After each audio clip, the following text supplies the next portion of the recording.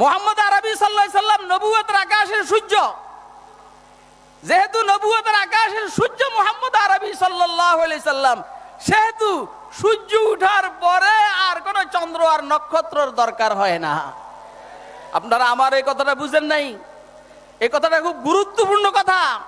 সিরাজাম মুনীরা, নতুন কোন দলিলের প্রমাণের দরকার না। আল্লাহ নিজে বলছেন মুহাম্মদকে আমি সূর্য বানাইছি, যে চন্দ্র বানায়, যে নক্ষত্র বানায়। এই জন্য হুজুর বলছেন আসহাবি কান নুজুম বিআইহিম ইক্তাদাইতুম ইহতাদাইতুম, আমি নবুয়তের আকাশে সূর্য, আর আমার ছায়া তলে এসে আবু বকর সিদ্দিক থেকে শুরু করে হযরত ওয়াহশী ইবনুল হরব পর্যন্ত সবাই এই নবুয়তের আকাশের নক্ষত্র।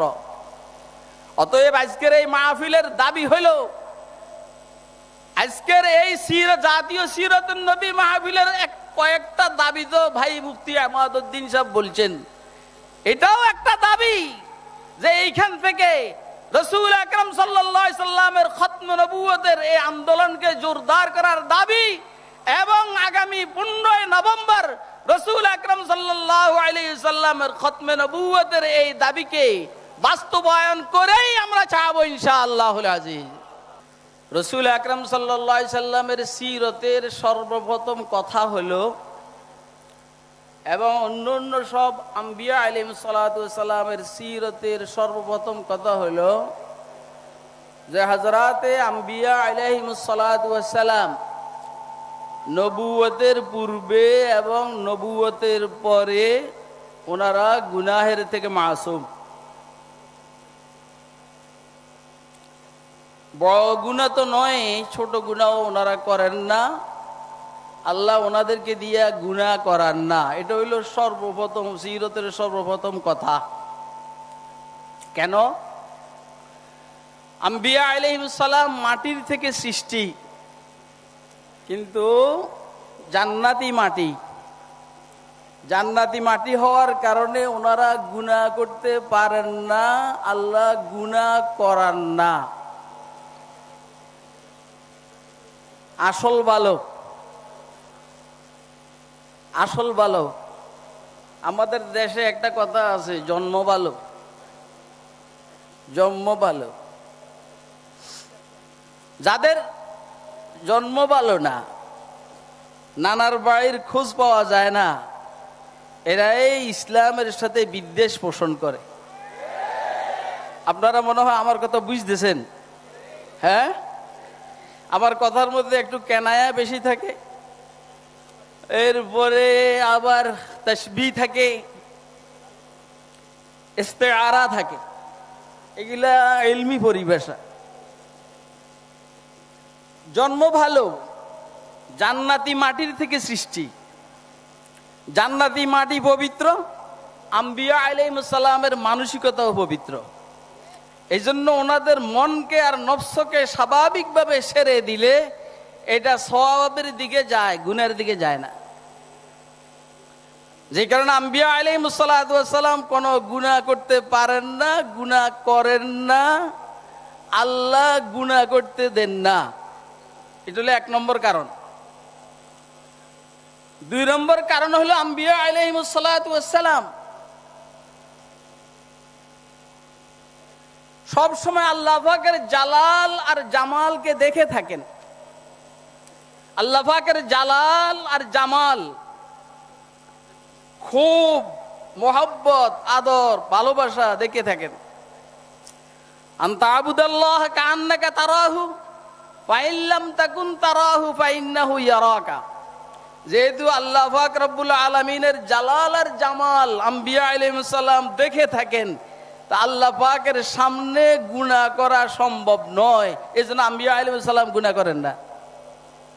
আপনারা মনে হয় আমার কথা এখন বুঝতেছেন না? বুঝতেছেন? আম্বিয়া আলাইহিস সালাম, আপনি আপনার বড় ভাইয়ের সামনে কোনো অপরাধ করতে পারেন না, পারবেন না। আপনার আব্বার সামনে আপনি অপরাধ করতে পারেন না, পারবেন না। আপনার শায়েখ ও মুর্শিদ উস্তাদের সামনে অপরাধ করতে পারেন না, পারবেন না। আল্লাহর সামনে আম্বিয়া আলাইহিস সালাতু ওয়াস সালাম অপরাধ কেমনে করেন? যেহেতু আম্বিয়া আলাইহিস সালাম আল্লাহ পাকের জালাল আর জামাল দেখে থাকেন, এই জন্য ওনারা গুনাহ করতে পারেন না, আল্লাহ গুনাহ করান না, ওনারা গুনাহ করেন না।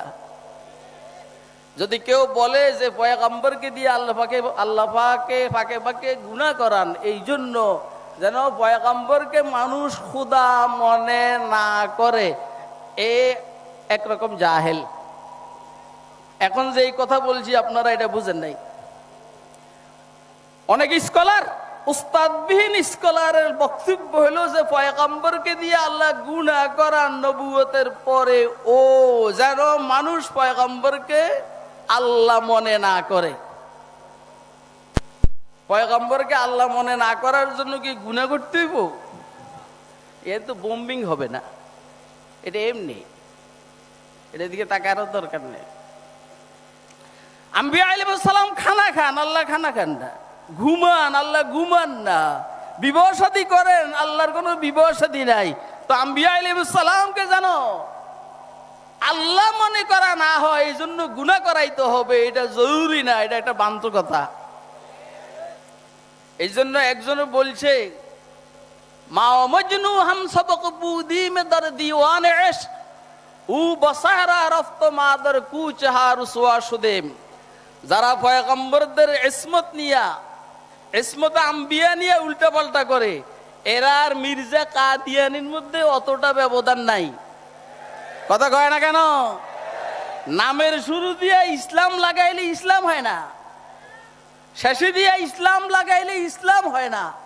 ইসলাম দিলের ভিতরে ঢুকতে হবে, ইমান দিলের ভিতরে ঢুকতে হবে, ইসলাম শরীরে লাগতে হবে, তবে মুসলিম, তবে মুমিন। বুঝেন নাই আপনারা? কয় যে আমি আর মজনুন দুজনেই প্রেমের দপ্তরের কি বলা হয়, পথিক, প্রেমের পথের পথিক।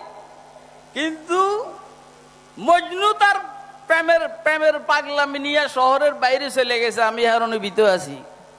তো বলেন কি, কাদিয়ানি 2 নম্বরে নিয়ে ইসলামের থেকে বাইরে গেছে। আর যারা পয়গম্বরের ইসমতের বিরুদ্ধে কথা বলে, তারা ইসলামের ভিতরে আছে, তবে আহলুস সুন্নাহ ওয়াল জামাতের অন্তর্ভুক্ত না। এখন কি বুঝছেন কথা আপনারা? মা মজনু হাম সবক বুদি মে দর দিওয়ানে ইশক ও বসারা রফত মা দর কুচহা রুসওয়া সুদে। 3 নম্বর, আম্বিয়া আলাইহিস সালামকে আল্লাহ রাব্বুল আলামিন গুনাহের থেকে হেফাজত করেন, এই জন্য ওনারা গুনাহ করেন না, করতে পারেন না, আল্লাহ করান না। এটা হলো পয়গম্বরদের ব্যাপারে, বিশেষ করে রাসূল আকরাম সাল্লাল্লাহু আলাইহি সাল্লামের ব্যাপারে আমাদের প্রথম আকীদার প্রথম বিশ্বাস এবং সর্বপ্রথম এটা যদি ঠিক হয়, হুজুরের নামাজ ঠিক, হুজুরের রোজা ঠিক, হুজুরের হজ ঠিক, হুজুরের যাকাত ঠিক, সবকিছু আমাদের জন্য উসওয়ায়ে হাসানা। রাসূল আকরাম সাল্লাল্লাহু আলাইহি ওয়াসাল্লামের সিরতের সর্বশেষ কথা যেটা, সেটা হলো হুজুরের পরে আর কোন নতুন নবীর আগমন ঘটবে না। কথা কয় না? এটা হলো সিরতের সবচাইতে দামি কথা। জাতীয় সিরত কমিটি এটার সাথে খতম নবুয়ত আন্দোলনের সম্পর্ক আছে। সিরতের সর্বশেষ কথা, সবচাইতে হাই লেভেলের কথা হইল মুহাম্মদ আরবি সাল্লাল্লাহু আলাইহি সাল্লামের পরে আর কোন নতুন নবীর আগমন ঘটবে না। কেন ঘটবে না? আল্লাহর কাছে কি নাই? থাকলেও আল্লাহ পাঠাইবেন না। কেন পাঠাবেন না? কেন? হুজুরের নাম হলো সিরাজুম মুনির। ইয়া আইয়ুহান নবী ইন্না আরসালনাকা শাহিদান ওয়া মুবাশশিরান ওয়া নাযীরা ওয়া দাঈয়ান ইলাল্লাহি বিইذনিহি ওয়া সিরাজুম মুনিরা। সূর্য এবং আলো দানকারী। খেয়াল করেন কথা, সূর্য এবং আলো দানকারী। সূর্য শুধু আলো দেয়, আলোকিত সূর্য এটা না, অন্যদেরকে আলো দিয়ে চন্দ্র বানায়, নক্ষত্র বানায়। মুহাম্মদ আরবি সাল্লাল্লাহু আলাইহি সাল্লাম নবুয়তের আকাশের সূর্য। যেহেতু নবুয়তের আকাশের সূর্য মুহাম্মদ আরবি সাল্লাল্লাহু আলাইহি সাল্লাম, সেহেতু সূর্য উঠার পরে আর কোন চন্দ্র আর নক্ষত্রের দরকার হয় না। আপনারা আমার এই কথাটা বুঝেন নাই? এই কথাটা খুব গুরুত্বপূর্ণ কথা। সিরাজাম মুনীরা, নতুন কোন দলিলের প্রমাণের দরকার না। আল্লাহ নিজে বলছেন মুহাম্মদকে আমি সূর্য বানাইছি, যে চন্দ্র বানায়, যে নক্ষত্র বানায়। এই জন্য হুজুর বলছেন আসহাবি কান নুজুম বিআইহিম ইক্তাদাইতুম ইহতাদাইতুম, আমি নবুয়তের আকাশে সূর্য, আর আমার ছায়া তলে এসে আবু বকর সিদ্দিক থেকে শুরু করে হযরত ওয়াহশী ইবনুল হারব পর্যন্ত সবাই এই নবুয়তের আকাশের নক্ষত্র। অতএব আজকের এই মাহফিলের দাবি হইল, আজকের এই জাতীয় সিরাতুন নবী মাহফিলের কয়েকটা দাবি তো ভাই মুফতি আহমদউদ্দিন সাহেব বলছেন, এটাও একটা দাবি যে এইখান থেকে রাসূল আকরাম সাল্লাল্লাহু আলাইহি সাল্লামের খতম নবুয়তের এই আন্দোলনকে জোরদার করার দাবি, এবং আগামী 15 নভেম্বর রাসূল আকরাম সাল্লাল্লাহু আলাইহি সাল্লামের খতম নবুয়তের এই দাবিকে বাস্তবায়ন করেই আমরা চাইবো ইনশাআল্লাহুল আজিজ। কথা কি আমি বুঝাইতে পারছি? এত দূরের পরে আজকের আলোচনা আমাদের এইখানেই শেষ। সময় 10 মিনিট আমার মনে হয় একটু বেশি হয়ে গেছে। খতমুল আম্বিয়া, খতমে রসুল ও নাজমে সুবুল, সুবহে হিদায়াত, হাক্কাকে বাশিরিতু ওয়াল হাক্কে নাদিরি। আয় খতমে রসুল উম্মতে তু খায়রে উমাম বুদ, চু সামরা কে আয়াত হামা দর ফসলে আখিরি। আল্লাহ আমাদেরকে জাতীয় সিরাত কমিটিতে যেভাবে অংশগ্রহণ করেছি, সেভাবে সামনের দিনগুলোতে সবাইকে ঐক্যবদ্ধ থেকে নিজেদের দাবি আদায় করার তৌফিক দান করুক। ওয়া আখিরু দাওয়ানা আনিল হামদুলিল্লাহি রাব্বিল আলামিন।